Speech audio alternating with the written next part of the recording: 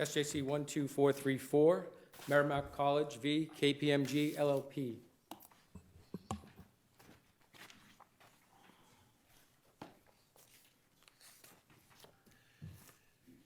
Ms. Mulvey, good morning.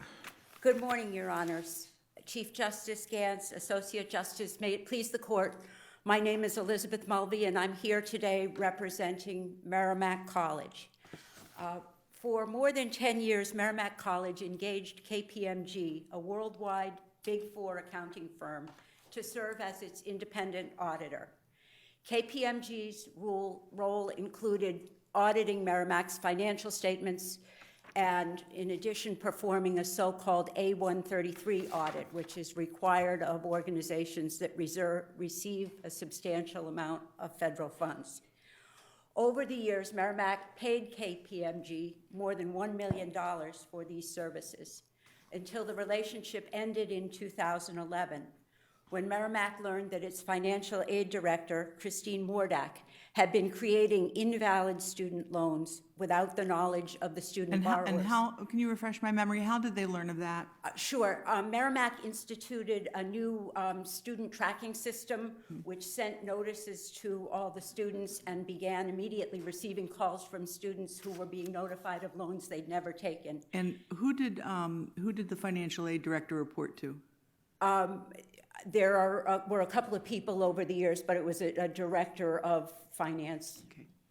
To survive summary judgment, you have to demonstrate that, in the light most favorable to the non-moving party, that there's a jury issue, that this was the sole interest of Ms. Murdoch to benefit Ms. Murdoch.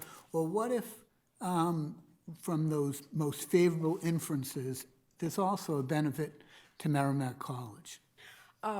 Well, I think there are a couple parts to that question. The first part is whether that has to be her sole intent, and I don't believe that's clear under Massachusetts law. So if that's the case, is what appropriate then, a remand to have a trial to find out the facts and then have the judge work through the law? Well, I think there are a couple of things. I think this court can establish the quantum, if you will, whether it has to be sole or predominantly. The GTE case from the appeals court would seem to suggest that it's predominant rather than sole.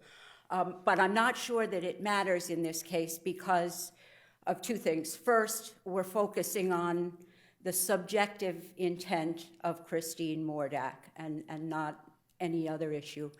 And we're focusing not on actual benefit to Merrimack, and I would argue there isn't any anyhow, but on whether she intended benefit. And I think in this case that's important because while she certainly likely did not intend to harm the college, that's not the test. The test is whether she intended to benefit the college. And I think there's a strong factual inference based on Mordak's employment history that she intended to try to save her job. This was her life. She was an older woman with no other skills, lived alone, supported her mother, had been on probation, had been terminated, and saved her job on a number of occasions. Why isn't her subjective intent inextricably intertwined, at least in the short term? Intertwined with what, I'm sorry? With Merrimack's success. I mean, this is, in the short term, there's increase in enrollment, the school looks better to applicants, and I imagine you're saying not necessarily in the light most favorable to the plaintiff. And there's no evidence of that. There's no evidence that any particular student attended because of these loans. They could have received loans from other sources.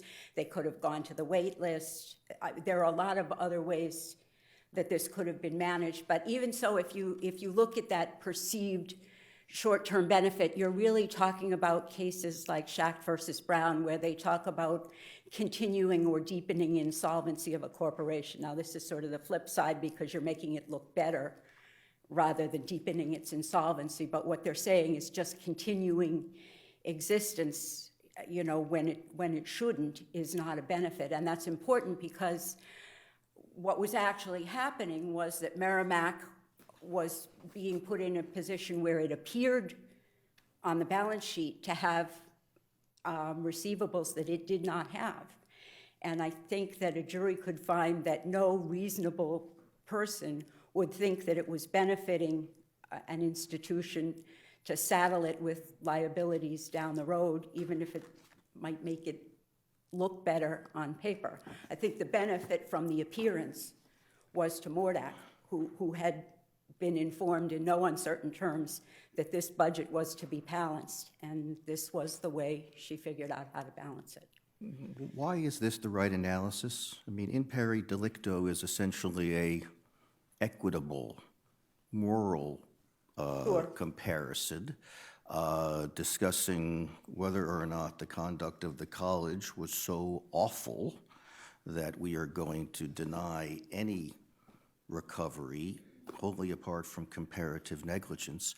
Why are we using the same standard of respondeat superior that we would use with regard to a third party who was harmed? I don't think we should, Your Honor, and that's part of my argument.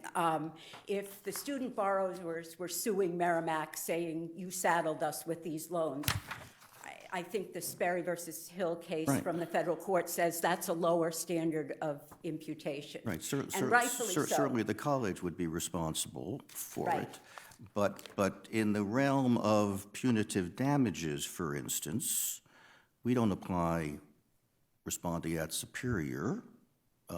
We look to whether or not management of the entity was responsible for the conduct. We do, Your Honor, and I think there's two parts to that. The first is, if I'm successful on the argument that the defendant hasn't proven imputation, we don't even get to impari delicto because Mordack's negligence is not attributable, or fraud, or whatever you call it, is not attributable to the college. But the second part, which I think You would still have to deal with a comparative negligence claim with regard to the failure absolutely. to supervise. No question about it. And that's what provides the incentive to the college to supervise its employees. But with respect to impari delicto, basically what that is, or the imputation arguments are intended to protect the innocent, as Your Honor says, not to protect the guilty. And in this case, KPMG, which undertook contractually to use reasonable efforts to identify material misrepresentations due to fraud or error, is seeking to avoid liability for failing to do what it contracted to do. And that's why we're asking Your Honors to adopt what New Jersey calls the auditor exception, which basically says if you say you're going to do it and you don't do it, you're responsible. Before you get to the auditor exception, what about the third prong of Wang Lab as far as scope of employment? And I think there's only a requirement that they be motivated in part for the purposes of serving the employer. I think that, yeah, the third prong is the intent that we talked about, and Wang certainly seems, it has that language. GTE says something different, but I'm not aware of any case from this court that specifically addresses whether it has to be in part or predominant. And I think that's certainly an issue appropriate for this court to decide. Let's discuss the so-called auditor exception. I'm not sure that New Jersey did that, but if we were in a situation in which the president of Merrimack College participated in this scheme, would you say there should be an auditor exception? I don't think I need to. I think that gets to the question of what form would an auditor exception take. That's above my pay grade, but it could range anywhere from saying, yes, it would include even fraud by the president, to no, it only includes fraud by non-managerial personnel.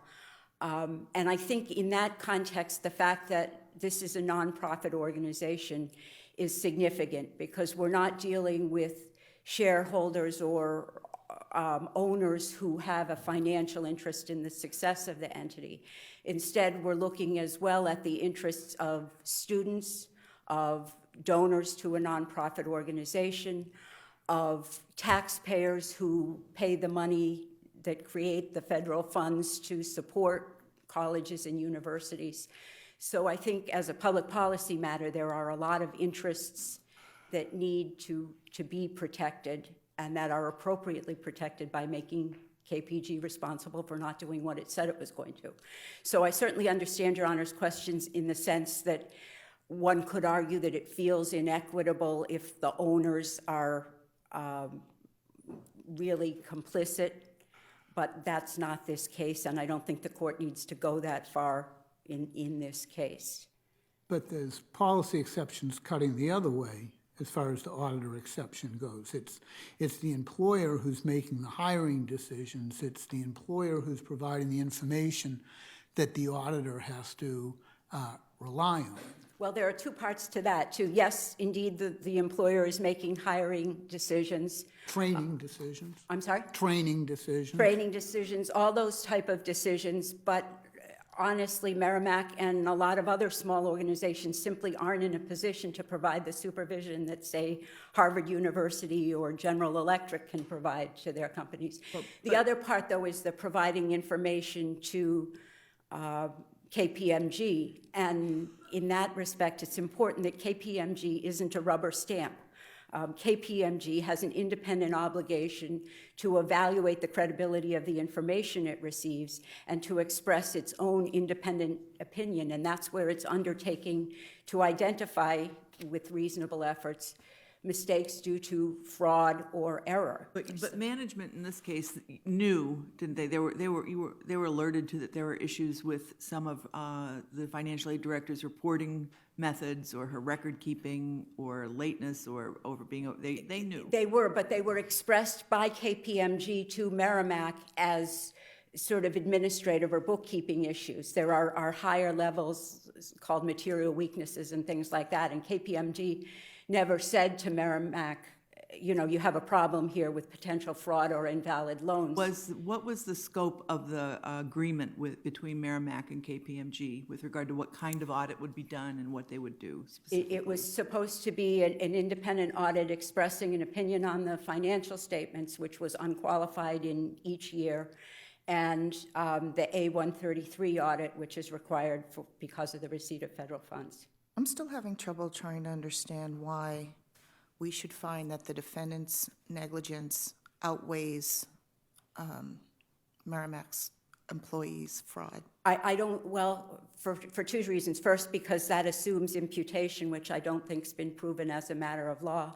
And second, because of all the public policy implications. I mean, the flip side of that is why should KPMG completely escape liability for failing to do exactly what it said to do? Maybe they shouldn't completely escape, but why should Merrimack College completely escape? It doesn't, and that's where comparative negligence comes in. I think that properly allows the jury to weigh the competing interests for the training, for the supervision versus the failure to complete the undertaking that it said it was going to do. So I think as a public policy where we're dealing with a nonprofit who receives federal funds, the potential victims in this case, our students, our donors, our taxpayers, have no ability whatsoever to protect themselves from this situation. I can't think of another situation where an entity that has assumed an obligation isn't responsible when it fails to do what it said it was going to do. And in a way, it almost harkens back to the old condition versus cause, where something precedes the negligence. For example, using something I understand better, if a patient gave himself lung cancer by smoking cigarettes, the doctor wouldn't be able to say, well, it's your fault you got lung cancer. That was an intentional act, so I'm not liable for misdiagnosing it. The negligence comes after the act that caused the condition. And that's what happened in this case, was there were acts that caused the creation of invalid loans, that made the information on the balance sheet inaccurate. And precisely what KPMG had undertaken to do was to identify those types of things through reasonable efforts. Now, the judge allowed the motion to amend, I would, yes. but did not rely upon it in his decision. And to my knowledge, we don't even have in the record the letter that supposedly constituted the release. Do we? We do, Your Honor. It's in the engagement letter. So that is part of the summary judgment record? It is. Each engagement letter done annually contained a bunch of different clauses. One is the one I'm talking about, fraud or error. One was the arbitration clause that's already been up to this court, and another was the supposed release argument. With that, I see my time is up, but my point on that is, to this day, KPMG has never explained its delay, and in fact, the motion wasn't even filed until after I'd responded to summary judgment. My guess is that when I said in the summary judgment response, this isn't an affirmative defense, they said, oops, we better add it. So imagine the possibility that we will review the imputation doctrine. I'm not sure we will, but if we do, then what do we do with the fact that there are other grounds for summary judgment, including the release, which if we find no abuse of discretion, we'd have to consider? Do we send it back to the judge? Do we attempt to decide those issues ourselves? What do you say we should do? Well, I think in terms of the release, there are two ways this court can decide it. One is because there's been absolutely no explanation for the delay, this court can say as a matter of law, there's no basis for the court to exercise discretion in favor of allowing it, because that's one of the factors that has to be considered, and it's not there. The other is futility. The language of the release refers to a single letter, and that's important because the letter it refers to is a management representation letter made to the best of our knowledge and belief and never signed by Mordack. So there isn't and will never be any evidence that that letter was false. And if you say we should be focusing on the imputation only to management, would it be to those persons who signed that letter, which would be, I guess, the president, the comptroller, and the CFO? That would certainly be a logical group. Is there any indication that they were aware of There's her no intentional information, fraud? no hint that anybody but Mordack was aware of any of this. All right, thank you. Thank you. Mr. Rothman, good morning. Good morning, Mr. Chief Justice, members of the court. May it please the court, my name is Ian Rothman, and with George Salter, we represent the appellee KPMG. This case presents two questions which both touch on the appropriate roles and responsibilities of management and auditors in the preparation of an organization's financial statements. First, I'd like to say a few brief words about the respective responsibilities and obligations of management and the auditors. Second, I'd like to talk about the imputation issue, specifically why the business session of the Superior Court was correct in attributing the fraud of the financial aid director to the college under this court's decision in Wang Laboratories and, frankly, long-standing agency law principles. Third, I'd like to talk about the policy issue, specifically why the business session was correct in declining to carve out an auditor exception to the imperi delicto doctrine, because doing so would go against the overwhelming weight of authority from around the country and would, in fact, undermine the policy goals that we ought to care about, namely the prevention and detection of fraud. And the arguments in favor really are based largely on a misconception of what auditors actually do. Well, let me ask about that. I know you've given us a nice discussion of what you want to do, but if you're right, there's a whole lot of misconduct that goes on in a corporation which, at least in part, benefits the corporation. I'm referring to Foreign Corrupt Practices Act violation. I'm referring to corporate bribery. I'm referring to the bribery of doctors by pharmaceutical sales reps. I'm referring to the type of Wells Fargo fraud of creating additional accounts without the knowledge of the shareholders, Medicare fraud, Medicaid fraud by hospital billing people. All of them are designed, at least in part, to benefit the corporation. If you are right, are you, as an auditor, exempt from any responsibility for your failure to bring that wrongdoing to the attention of management? No, not at all. The imperi delicto doctrine is specifically and narrowly only about whether the wrongdoer who committed a fraud can recover from a less culpable party. But in all of in all of the things I've described, these are individuals acting on behalf of the corporation, in part with the intent to benefit the corporation. And by your analysis of imputation, the corporation would be responsible for them. And under your view of imperi delicto, the auditor would have no responsibility, even if it was totally derelict in failing to detect any of this fraudulent behavior. Your Honor, I have two answers to that. First is, again, we're speaking only about the wrongdoer recovering. Auditors are subject to an enormous slew of professional standards and oversights that provide all of the appropriate incentives for high-quality audits. An auditor in Massachusetts is subject to licensure by the Commonwealth Board of Public Accountancy. And doctors have many responsibilities too, but they're not exempt from negligence. And lawyers have many responsibilities too, and we have a very rigorous BBO which enforces them, but they're not exempt from negligence. So if indeed an auditor is negligent in failing to detect some of the wrongdoing that I have described, why should they be exempt from any liability without considering comparative negligence because the conduct by those individuals is imputed to the corporation? Well, they're subject to liability for claims by third parties, vendors, contract parties, creditors, shareholders. They're subject to liability for all of those third parties.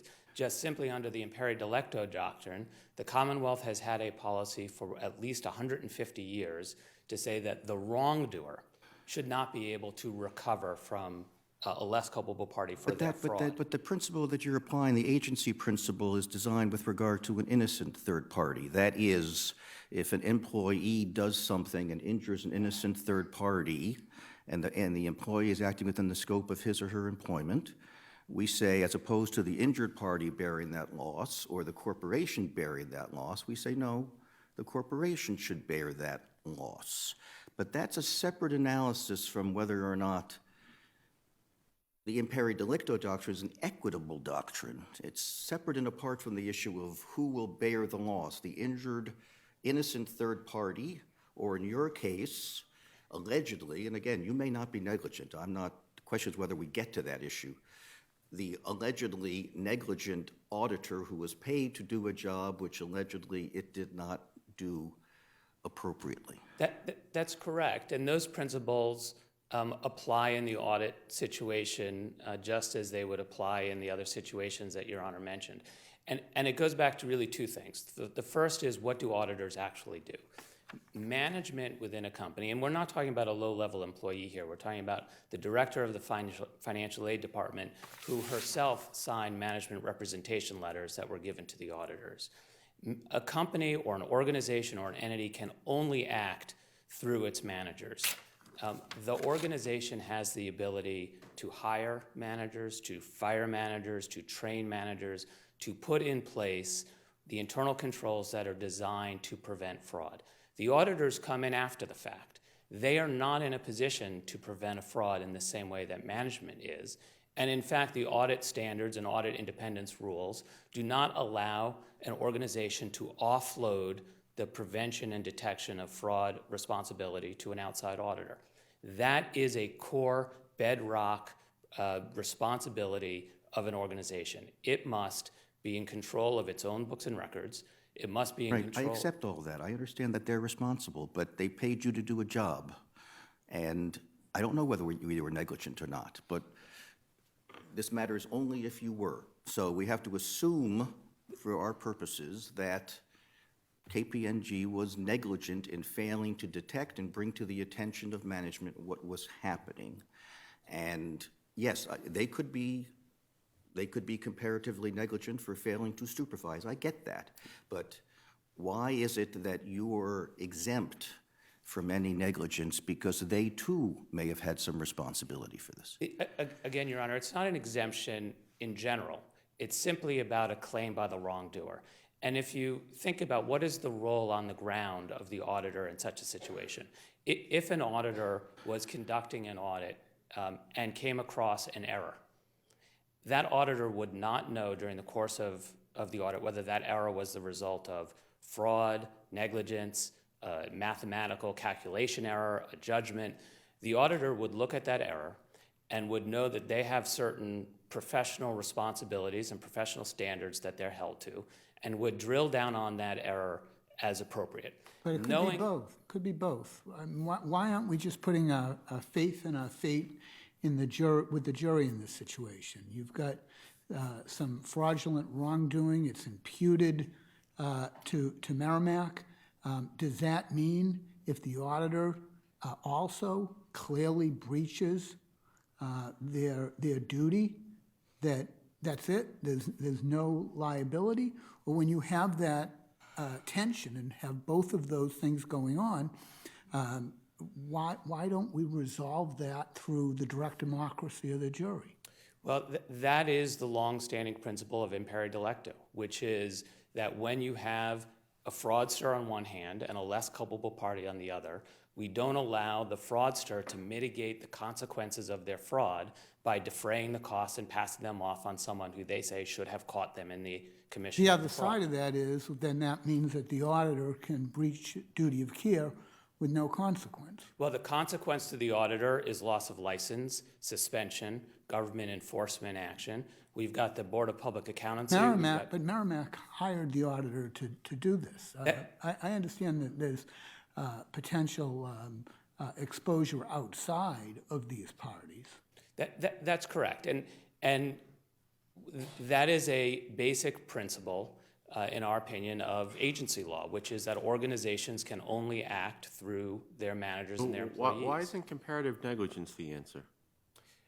Comparative negligence is not the answer for the same reason that we've discussed, which is we've got a fraudster on the one hand, and we have made a policy decision as a Commonwealth for 150 years not to allow that wrongdoer to defray the costs of their wrongdoing to someone who they say should have caught them in the commission of their fraud. Counsel, can you just explain briefly the difference between a forensic audit and the audit that you did? Sure. So the audit that was conducted, the audit of the financial statements in the A33 audit, was an audit to determine whether the presentation of Merrimack's financial statements conformed with general accepted accounting principles.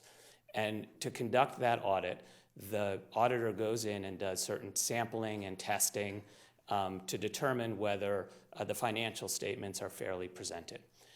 Something that's referred to as a work of forensic accountants or a forensic audit is specifically designed to determine whether fraud took place. And if you look at KPMG's engagement letter in this case, it makes this very clear.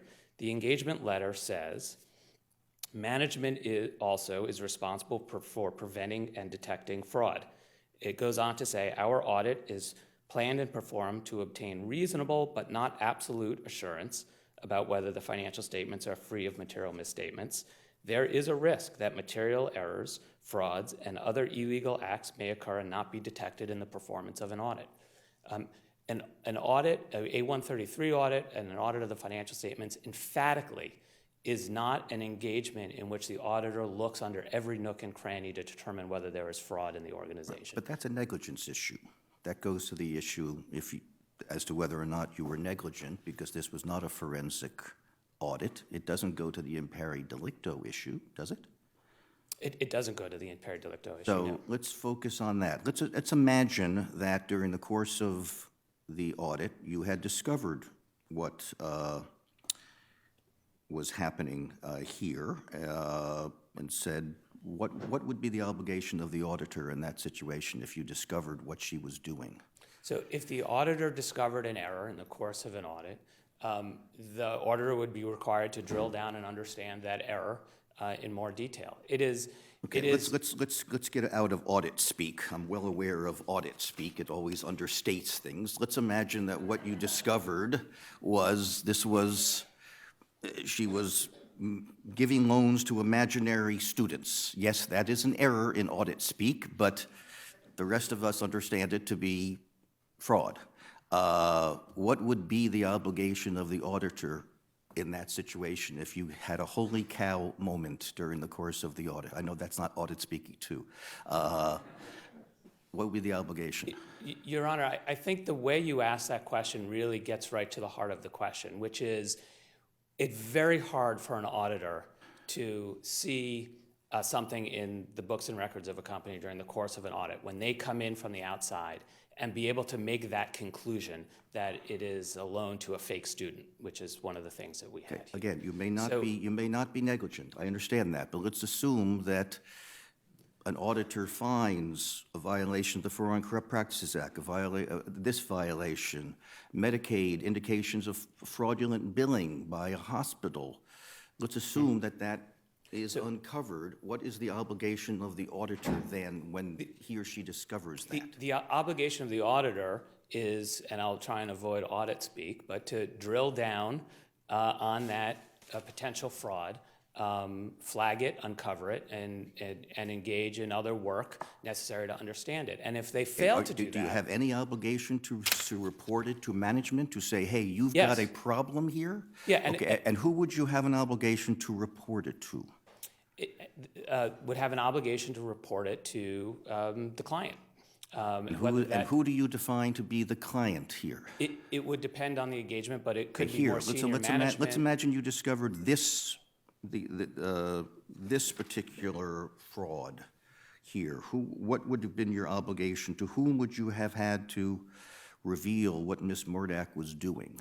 In this particular engagement, I believe that the audit team had communications with more senior management within the university. I don't recall off the top of my head whether it was the president's office or the financial aid, I'm sorry, the finance director. But there was one level above Ms. Murdak who they had communications with. And if they failed to do that... Because they are the ones who you identified as the client. The client is the college. The client is the organization, not an individual. But you recognize that there are certain people who are the people who signed your management representation letters. Are those your understanding of who the client is? I know the college is, but it was signed only by 3 key people: president, CFO, and comptroller. Well, the management representation letters were also signed by Ms. Murdak, and those are in the record appendix. So if, obviously an auditor would not necessarily solely confront the fraudster with her own fraud, but would want to go up the chain. But the point here is if they fail to do that, they are subject to liability, in this case, potential liability to the Department of Education, as well as the Board They being the auditor? The auditors, yeah. Okay, but why are they not responsible to if you basically have this information and don't tell the boss, don't tell the client, why can't the client say, I hired you for precisely this purpose. I hired you to arguably help me to detect wrongdoing, and you failed to tell me about it so I could fix it? Because we don't disaggregate or deconstruct the organization. The company, the management, the college in this instance, are the ones who are in the best position to identify the fraudulent conduct, to prevent it in the first place. And we wouldn't want to do anything to suggest that they can mitigate or defray the costs and the consequences of their own conduct by passing off those costs onto someone else. Now, there may be claims within the college. There may be a claim from the board of directors against Ms. Murdak, and in fact, they have a claim. But that doesn't mean that we allow one arm of an organization to evade the consequences of the organization's fraud by bringing or defending claims against a third party. Isn't that what comparative negligence is for? Isn't that, as opposed to, you have a job to do which you have to do non-negligently. The president and the CFO has a job to do on behalf of the college, which the college has to do non-negligently. Isn't that the stuff of comparative negligence as opposed to in pari delicto, to say one party who may have been involved in carelessness goes free while the other has to bear the entirety of the cost? If it were a third party, comparative negligence may apply, and comparative negligence is one of the defenses that we've asserted in this case.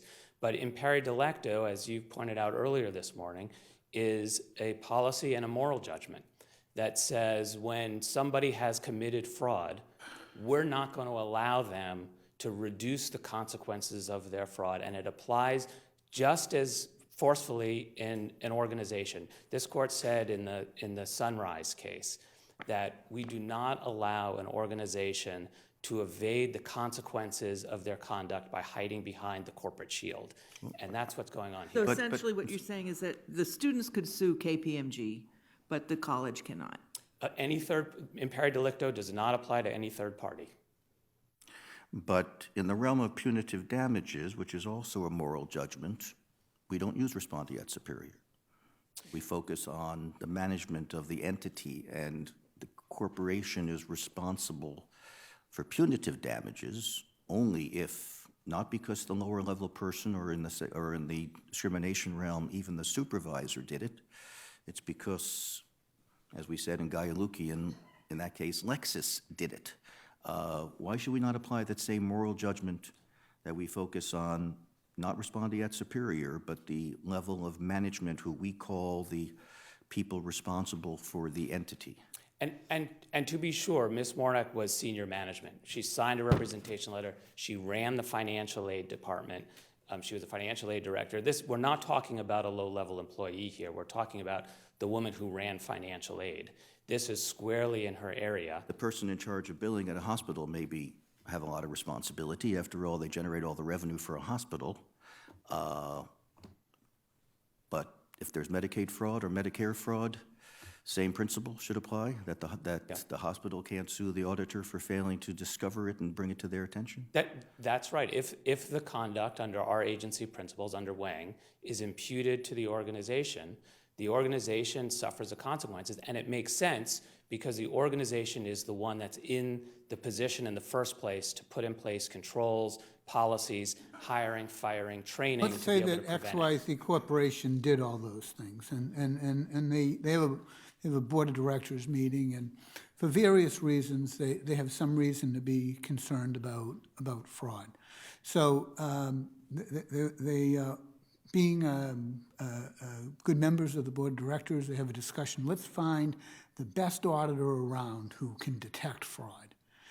So they hire Best Auditor Corporation to do the audit.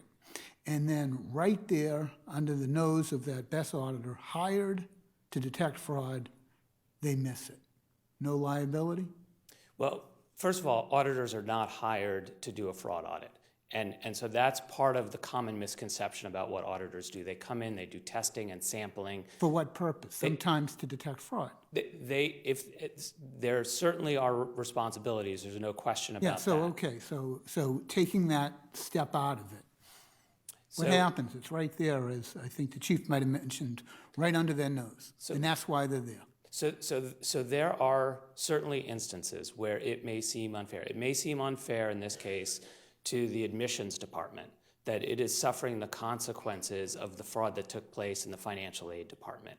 And I understand that, but that is one of the bedrock principles of our agency principle, which is we treat the organization as one, and we don't deconstruct or disaggregate parts of the organization when we're dealing with third parties. Now, within the organization, there may be claims. So the board of directors may very well, and in fact, have a claim against Ms. Mornak, and they may recover. And organizations can also purchase insurance, and insurance can cover some of these losses. But what they can't do is offload their fundamental responsibility for prevention and detection of fraud onto someone else, and then blame them for not catching their own fraud. All right, thank you. Thank you.